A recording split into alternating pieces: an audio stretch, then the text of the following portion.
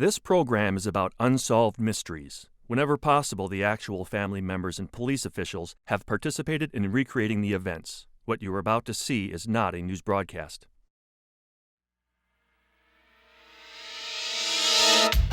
In 1970, Clarence Roberts was found dead in a fire.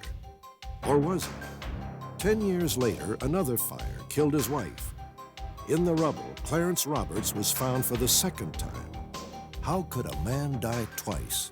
Pretty 16-year-old Jenny Pratt hoped to become a model until tragically she and her boyfriend were viciously attacked on a deserted road.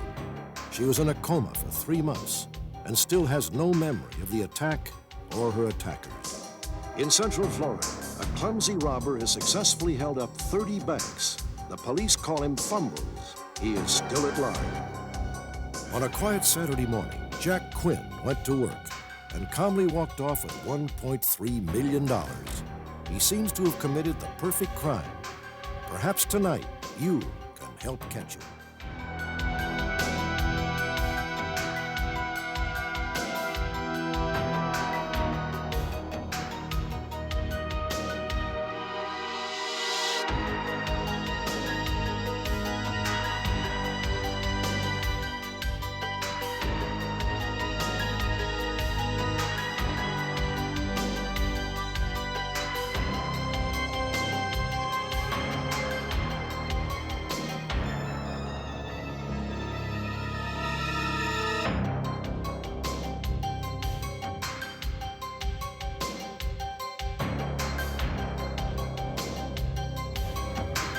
For every mystery, there is someone somewhere who knows the truth. Tonight, we'll tell you how our viewers helped capture a Tennessee man accused of murdering 2 teenage girls. 10 years ago, he fled to Canada. After our broadcast, he is now in custody. Join me. You may be able to help solve the mystery.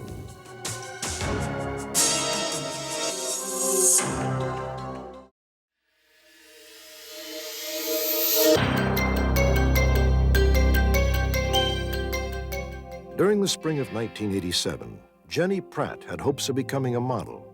She was pretty, popular, and in her sophomore year at a Carlsbad, California high school. But what mattered most to Jenny was her boyfriend, Curtis Croft. Jenny was only 16, and she was deeply in love with Curtis. He drove a Porsche, had plenty of money, and was a good-looking California surfer. But Curtis's glamorous facade had a darker side. I didn't really know what was going on until I'd say almost 6 months into the relationship when she said, "Mom, I have a boyfriend, he's 17 years old." And I said, okay. And he really seemed like a pretty nice boy. In fact, he really did a good job snowing me. He looked 17. And further on down the road, I found out, he had been in jail for drugs, and he was 24 years old. And just bad news for a 16-year-old kid. Against her parents' wishes, Jenny went out with Curtis on the night of April the 25th, 1987. He borrowed a friend's motorcycle and promised Jenny he would get her home before her midnight curfew. Jenny Pratt would never arrive home that night.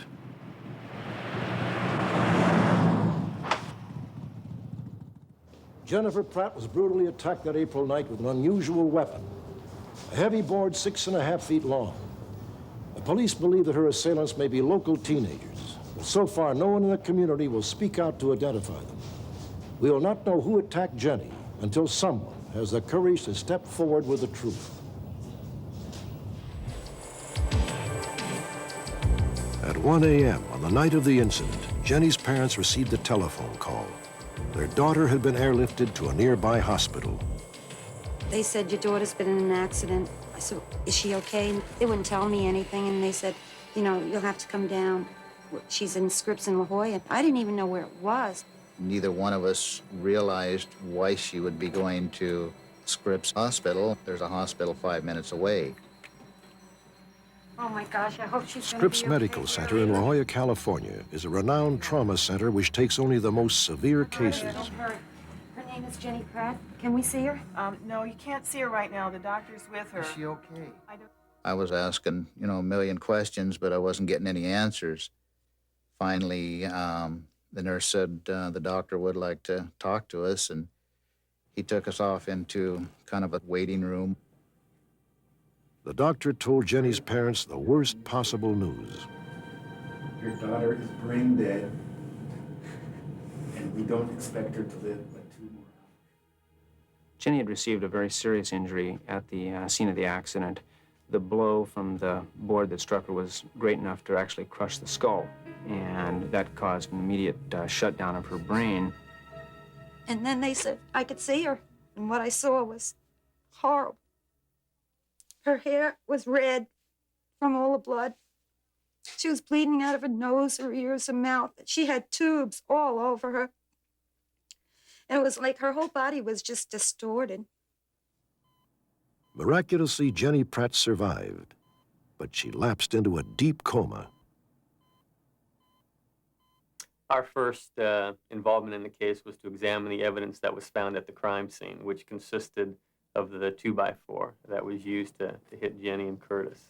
So we examined that for physical evidence and didn't find any fingerprints. There were some blood stains on it, which were photographed and were determined to be Jenny's.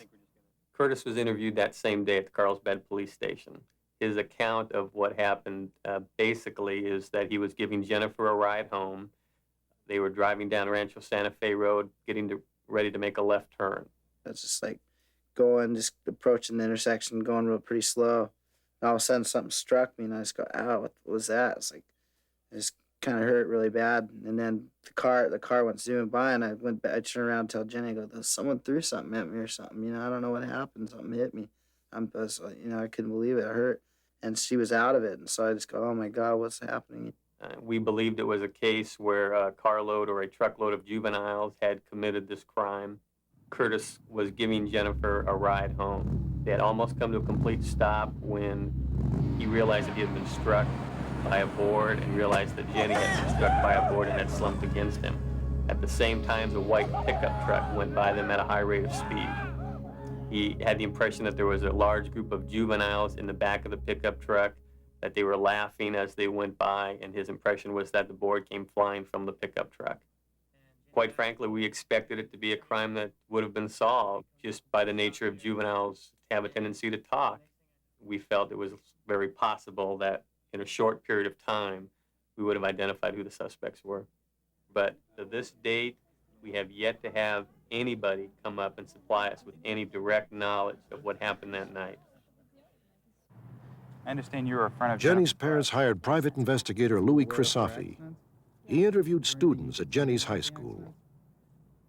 Basically, all I can tell you is at that night that happened, it was not aimed for Jenny, it was aimed for Curtis, and nobody really knows who did it. I have a feeling I know who did it, but no one's really willing to say.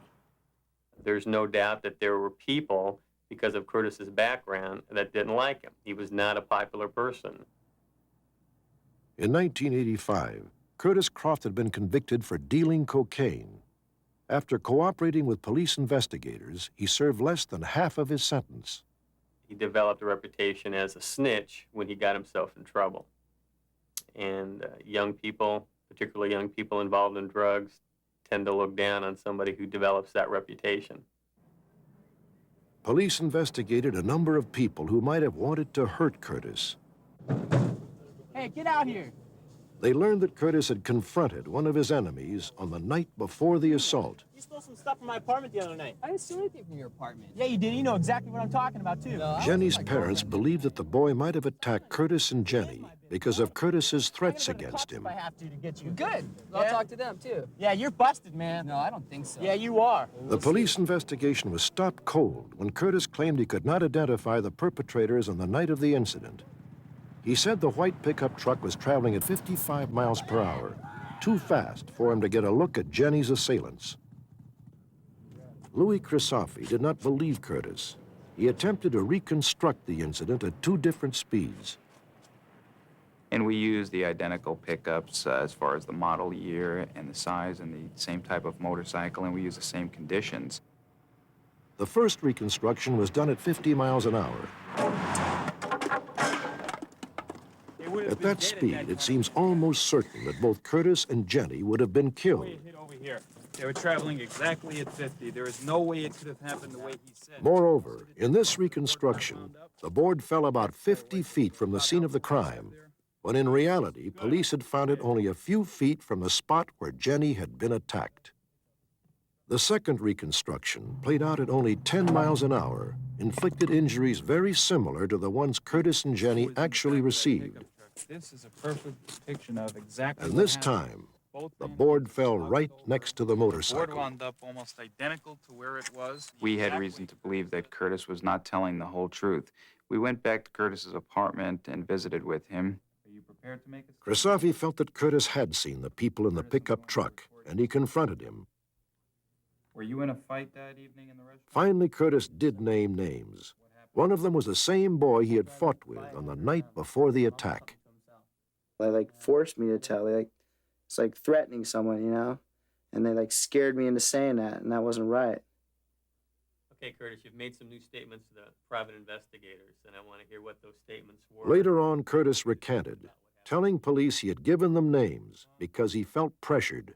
I was a little nervous, and The truck went by really fast. People try to say, oh, maybe saw someone, but I really didn't. And we've done lying detector tests on me. I've passed everything, I've told the truth.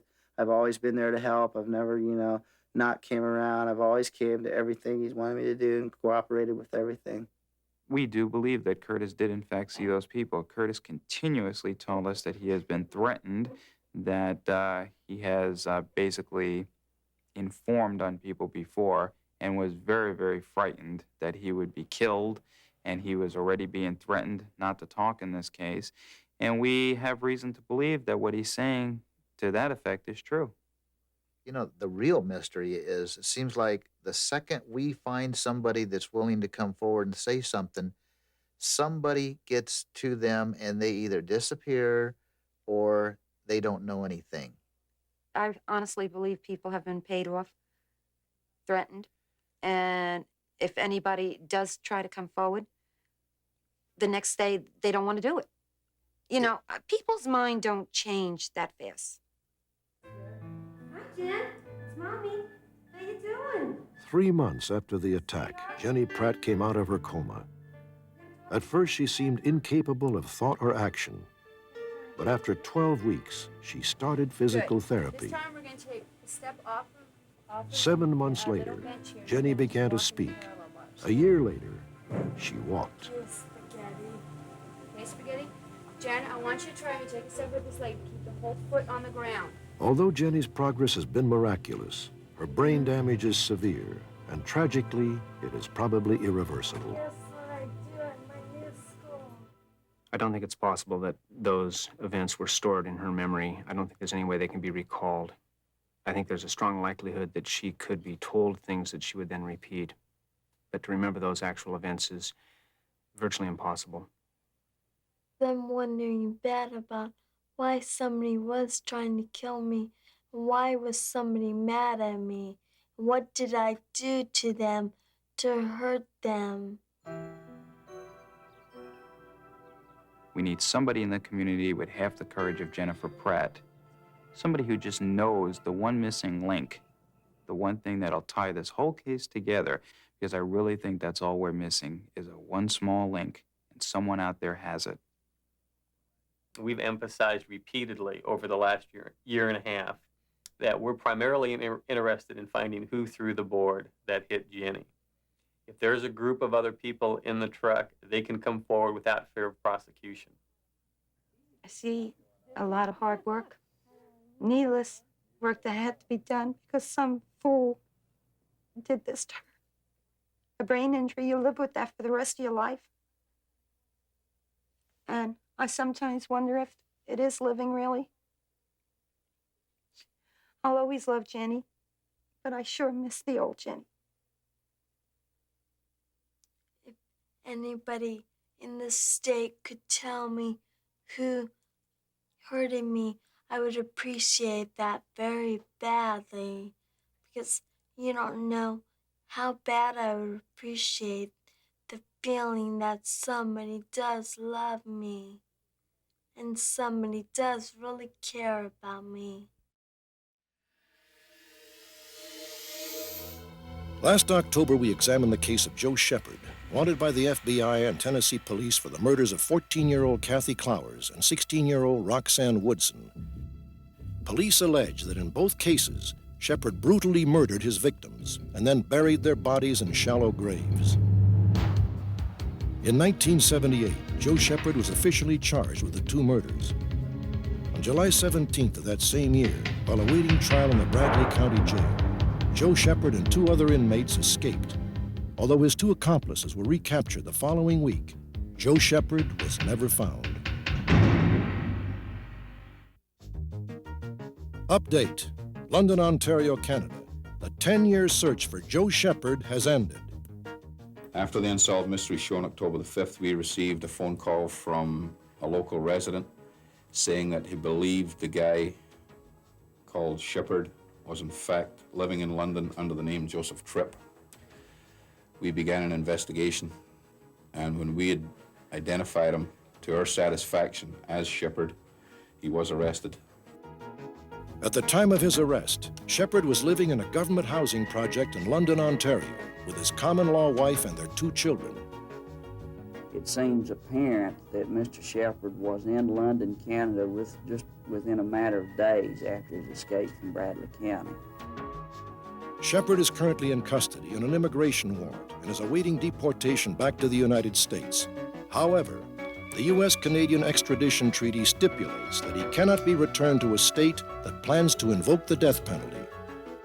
And I can tell you that it is my intention to seek the death penalty on Mr. Shepard unless it would prevent his extradition to the state of Tennessee. Shepard also faces 7 other charges, including rape, aggravated assault against a police officer, and escape from jail.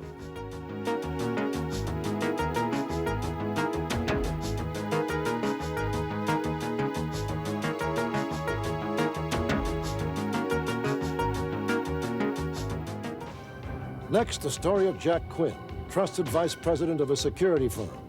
He stole $1,300,000 in untraceable cash.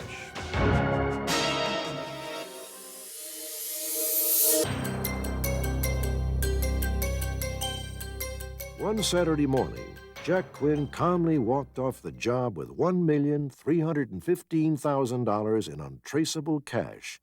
He still remains at large. Jack Quinn was vice president and general manager of Federal Protection Services, a company that provided security and armed guards to banks and other financial institutions. Every day, this company handled millions of dollars in cash, and Quinn oversaw the firm's security operation. No problem. At 8 a.m. on Saturday, April 9th, 1988, Jack Quinn arrived at his office. Few people were at Federal's office that day, though a supervisor, Harry Goldberg, was working that morning. Morning, Harry. Morning, Jack. I'm going to take care of the morning run. Okay. While Harry continued to work at his desk, Quinn was busy too, but he kept his business to himself.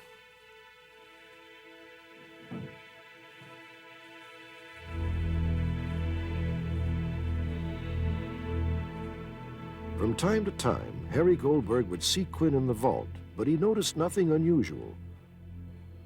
I'd walk down the hall several times, pick up coffee or whatever, and every time I'd go past that window, I'd look in and see him sitting at the desk, just as calm, cool, and collected as you'd ever want to see him. I never suspected he would be doing something like that. I don't even know how he had the time. It would take him 20 minutes to pack up the money, loose money. If it was loose and some bags, it would take him maybe a half hour, 45 minutes. Somehow, without being detected, Quinn spent much of the morning in the vault transferring the money from bags to boxes. Outside, Quinn put the money into the trunk of his company car. Quinn also put $107,000 into the trunk of his personal car. He then asked Harry Goldberg to follow him home. When he arrived, Quinn dropped off his car and said goodbye to his wife. Nothing. I have to get back to the office. I'll be about a half hour or so. Okay? Sure. See you. Bye-bye. Bye. How's this car doing? Not too bad. It could be better. What do you mean, could be better? Harry Goldberg drove Quinn back to the office. Quinn got into the company car that now held over $1 million and headed to the airport. Police speculate that he had transferred the money into suitcases. When he arrived at the airport, he unloaded his car and vanished. The trail for Quinn stops at Palm Beach International Airport.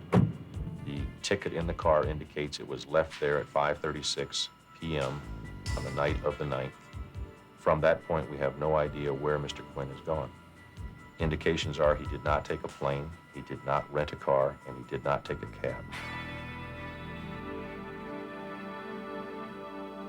Look, Jack dropped the car keys off to me a while ago, and he said he'd be back in half an hour. And that was 5 hours ago. When her husband failed to come home, Quinn's wife called his office. They had no idea where he was or what he had done. The next morning, she found $107,000 in the trunk of their car. She turned it into the police. She also found a letter that read in part, "I have done something very wrong, and I can't stay and face the consequences." The monies that Quinn left Federal Protection Service with that Saturday night are untraceable. There are no pre-recorded serial numbers, there are no bait bills. The monies are of a varied denomination and basically could never be traced to him. Since the investigation began, it appears that Quinn may have been involved in several what we call defalcations, missing money, mysterious disappearances from the company prior to this culminating incident. There was an incident approximately a month prior to his leaving where his wife had found a wad of money in the vehicle, his personal vehicle, and it was unexplained.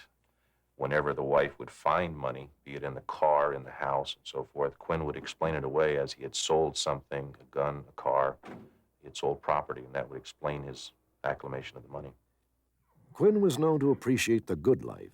He rented a 10-acre horse ranch. Friends wondered how he could afford this extravagant lifestyle on his $35,000 a year income. Several weeks prior to this theft, we learned that the IRS was after Jack Quinn to settle a substantial amount of money. Jack did not have the money.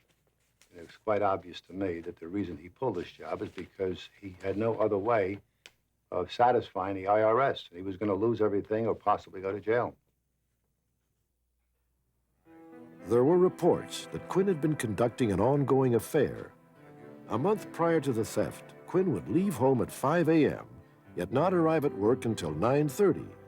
Police speculate he used the time to see his girlfriend. They also speculate that they may have run away together. Whatever the reasons for his disappearance, today Jack Quinn is a wanted man.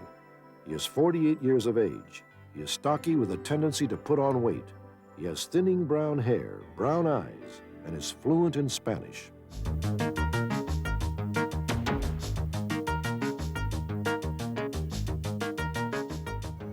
Next, the story of two fires in a tiny Indiana town called Nashville. They happened 10 years apart, yet the body of Clarence Roberts seems to have been found both times.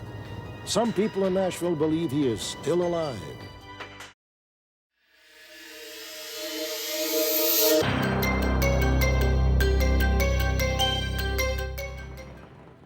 Nashville, Indiana, population 700. Located in the American heartland, Nashville is like a Norman Rockwell painting brought to life. Here, everyone knows one another, so there are few street addresses and fewer secrets. Nashville is a community in the best sense of the word. Two of Nashville's most illustrious citizens were Clarence and Geneva Roberts. But in the fall of 1970, the couple became embroiled in a firestorm of controversy, betrayal, and murder. On the night of November 18th, 1970, a fire raged out of control behind the Roberts' fashionable home. And when the ashes had cooled, a body was discovered and identified as Clarence Roberts. 10 years later, another fire blazed. Two more bodies were discovered. One was Geneva Roberts, and the other was again identified as Clarence Roberts. But how could a man die twice? Today, the people of Nashville still wonder what happened to Clarence Roberts. I talked to both detectives that was on the second fire, and from what they told me, I'd say it was definitely Clarence. I still think Clarence died in the first fire. I don't think Clarence Roberts died in the second fire. I just don't believe that. I think Clarence is still alive. I sure do. The mystery of Clarence Roberts' death still haunts those who knew him. In the 1960s, he embodied the American dream. A former sheriff, a board member of the Nashville State Bank, he seemed to have it all. But something went wrong for Clarence. His dreams became twisted into a nightmare saga that has gone on for 18 years and still continues today. In the 1960s, Clarence owned a prosperous hardware store along with his brother Carson. Clarence was well respected, everyone's friend. He and I worked together for about 22 years. Clarence always seemed to be pretty happy. He enjoyed working. Clarence was outgoing, he was friendly, and always made friends with people, and always got along with people. Good. Well, I'll tell you what, you probably want to use one of these for the shelving, and I've got some good fencing in the back. Clarence worked hard, and he put a lot of hours in when he was younger. Clarence, he would help anyone. He would help you or anybody that if you thought you was in need. Clarence and Geneva had been married since 1941. Geneva came from a poor family, but together she and Clarence rose in Nashville society. With 4 sons and a successful family business, the Roberts seemed to be the perfect couple. He soon reached the 33rd degree of the Masons, the rank commemorated by this ring, which he wore proudly. Clarence's appetite for the good life began to consume him. He purchased 3 luxury cars and an expensive and fashionable home. But behind this facade of wealth were heavy debts. Clarence changed a lot. He really did. I really can't describe how different he would be. It's like turning a light on and turning a light off. That was Clarence, turned the light off. To finance his extravagant lifestyle, Clarence sold his hardware business and gambled everything on 2 property investments, an apartment building and several grain elevators. These investments failed, and by the fall of 1970, Clarence Roberts knew he was in serious trouble. For all the money that he was losing, everything going down the drain, he was going for a millionaire or broke, and he was ending up broke. He was trying to pull out of it. Yeah, Warren, I can see that you come after the cars. There go the guys getting ready to jump in and drive them away. In October 1970, 1 month before the first fire, Clarence and Geneva stood by as Sheriff Warren Roberts, Clarence's own brother, repossessed 2 of his vehicles. Thanks a lot. Clarence and Geneva were left desolate and desperate. He wasn't the Clarence that I had always been used to being around. He was down. He was really depressed, and I feel that he was suicidal. At 6:20 p.m. on the night of November 18th, 1970, firemen arrived to find the garage barn of the Roberts home ablaze. The heat was so intense that they stood helplessly by as the structure burned to the ground.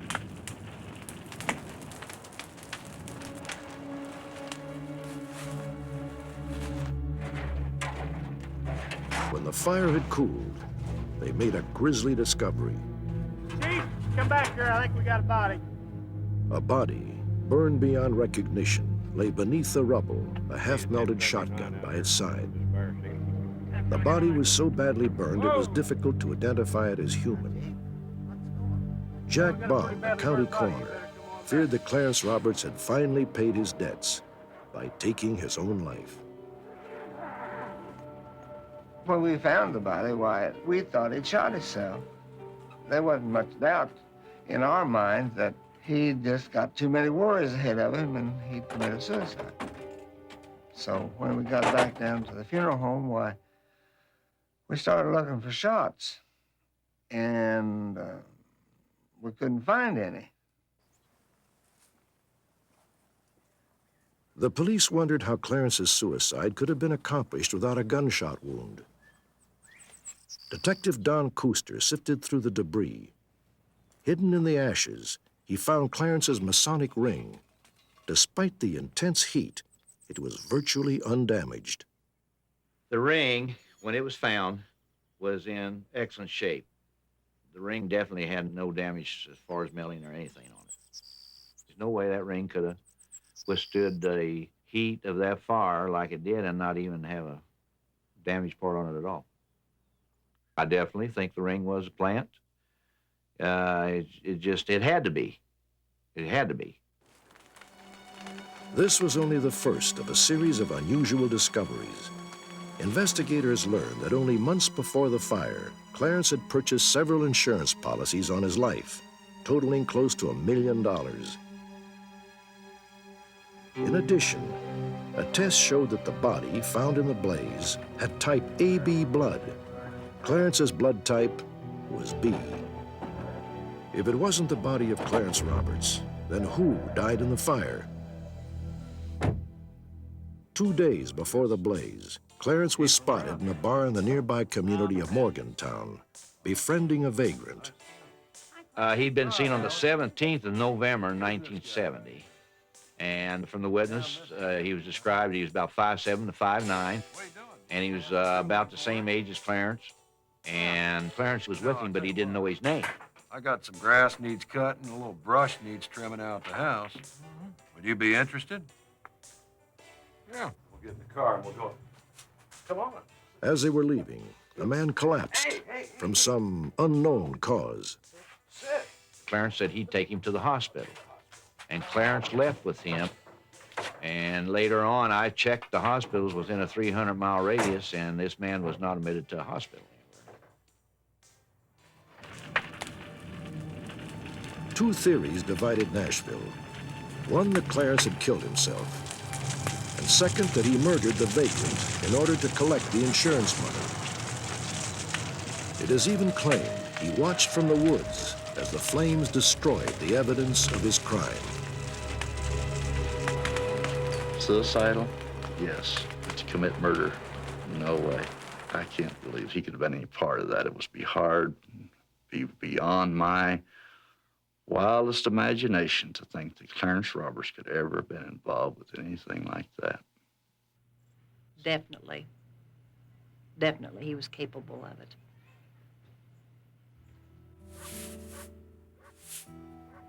Clarence was either dead or missing, and Geneva Roberts was left alone, her fortune changing dramatically from riches back to rags. She was forced to move to the outskirts of town, and her claims to the insurance money were repeatedly denied. Geneva was not alone in maintaining that Clarence had died in the first fire. John Pless, a prominent pathologist, agreed with her. It wasn't until 1978 that the attorneys came to me to review the reports of the experts who'd examined the evidence. And in the process, I was able to prove to myself and to a lot of other people that the body that was found in that garage was Clarence.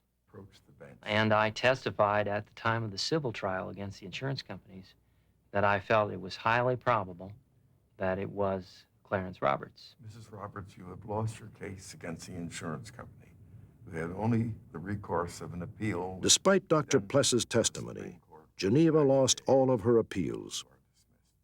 The people that I was involved with in that trial were decimated emotionally by the judge's ruling.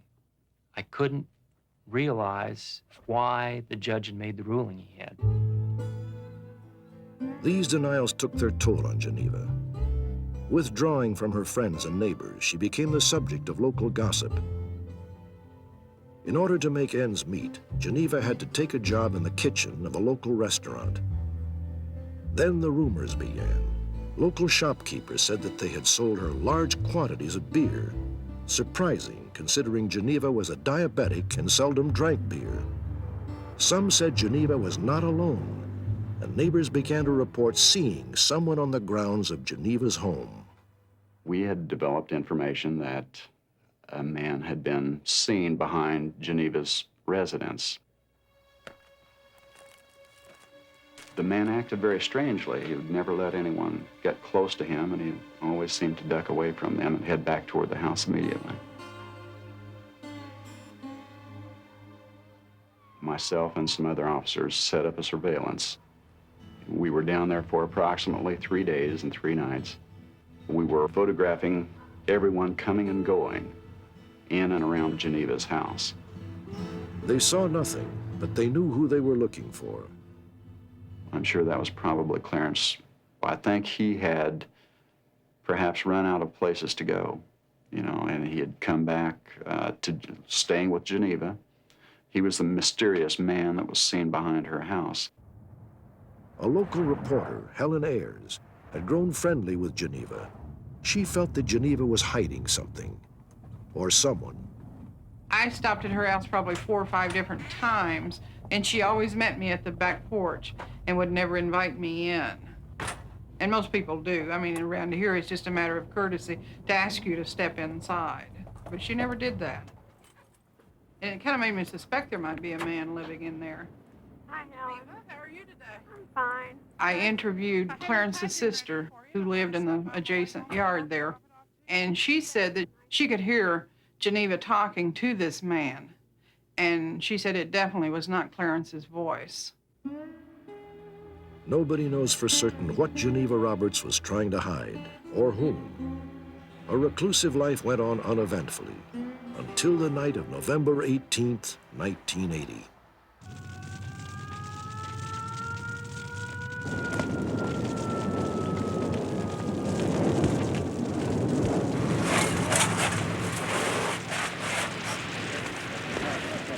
When my office called and explained that it was Geneva's house on fire and that they thought Geneva was still inside the house, I went right to the fire scene, and the fire was still burning very intensely at that time. After the fire was extinguished, why, we just stayed behind, and I'm not even sure why. I just wanted to look further, as did, I'm sure, the firemen. Sifting through the ashes, searchers found the body of Geneva Roberts. Hours later, they made another shocking discovery.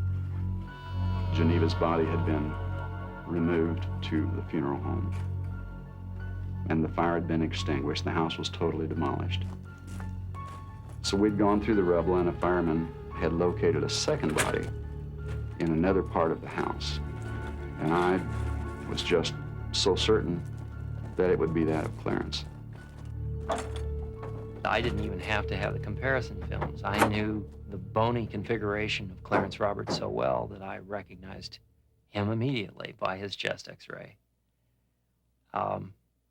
Now I knew that I was going to have a difficult time to tell all of my friends and neighbors in the world that Clarence was dead for the second time. It just turned out to be Clarence, and I was very pleased with that, that this might be coming to an end. Little did I know that it was just starting. This was definitely a set fire caused by an accelerant. It looks like that someone just came in the back door and poured all the way around the walls. The second fire was a clear-cut case of arson. We could follow very clearly these burn patterns from Geneva's bed into the adjacent room where Clarence's body was located, and then down a hallway and out the back door of that house. So we determined right there that at least Geneva had been murdered. We're sure that turpentine was used to ignite this fire. We know that. We simply don't know who started it, whether it was Clarence that started the fire or that of a third party. I subscribe to the theory of a third party. Investigators have no clue as to who set this second fire, but they believe they have identified the victim.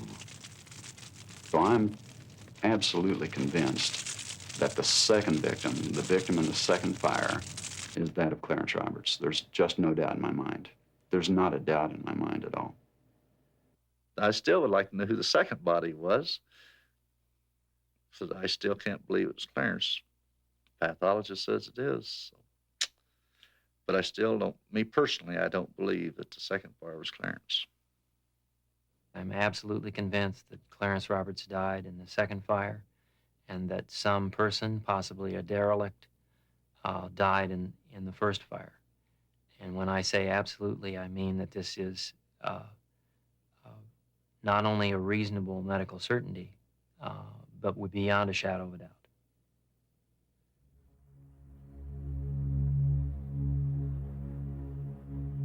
Today in this small cemetery, the mystery of Clarence Roberts lies buried, still defying explanation after almost 20 years. Who was the man in the first fire?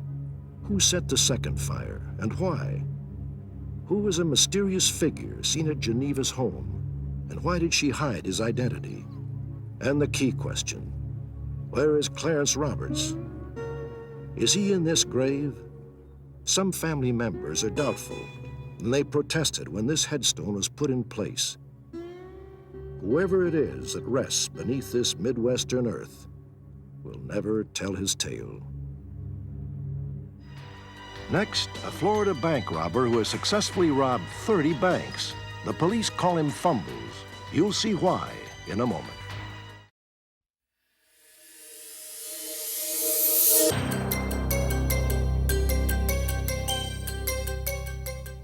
Since July 12, 1984, a robber wearing gloves and a baseball cap has held up nearly 30 banks throughout Florida.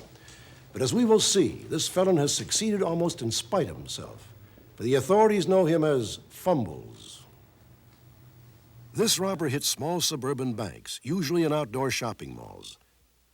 Besides a cap and gloves, he has another distinctive trademark. He was given the nickname early on of Fumbles because in the first robbery, when he came in, he got inside the bank, drew the weapon, held it in his hand, and proceeded to trip and fall. The gun went out of his hand, and he had to kind of scrabble and pick it back up, which time he then proceeded with the robbery. In a second robbery, Fumbles even had trouble keeping his mask in place. Approximately a month later, he dropped some of the money on the way out of the bank. Had to stop, pick it up, and then proceed with his getaway plans. This is a robbery. The police admit to a certain amount of amusement at their adversary's clumsiness. His 30 armed robberies are no laughing matter. I think I was rather in shock. I had never been robbed before. Hurry up. I did think about my children. Who's going to raise my children because they were very young at the time. About 2 nights later, in bed in the middle of the night, and I was lying there alone, and my 2 children one was in a crib and one was in her bed. I thought, oh my God. He pulled a gun, walked up to me, put it in my face, and said, "Don't do anything stupid." Don't do anything stupid. He put a paper sack on the counter, told me to put the money in it. I put all the money in it, gave it back to him. He turned around and walked out the door. I was mad. And then I was scared because I realized that he could have hurt me. Update. The Fumbles robber has been captured. Within minutes of our broadcast, the Clearwater, Florida Police Department received a call from one of our viewers who recognized Fumbles as Ross James Preston, a 23-year-old student living in Clearwater. On May 24th, 1989, FBI agents, Clearwater police officers, and Pinellas County Sheriff's deputies arrested Preston while he was test driving a pickup truck. A search by warrant was made of the vehicle Mr. Preston was driving when he was arrested. Inside the vehicle were found a ball cap with the letters CAT on the cap. Also found were a pair of gardening gloves and a pair of sunglasses and a jacket. These were very similar to items which were observed being worn by the bank robber we called Fumbles.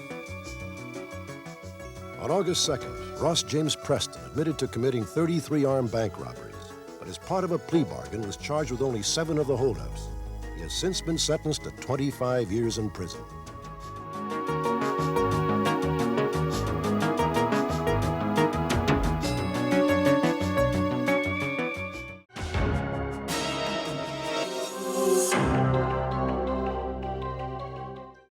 For every mystery, there is someone, somewhere, who knows the truth. Perhaps that someone is watching. Perhaps it's you.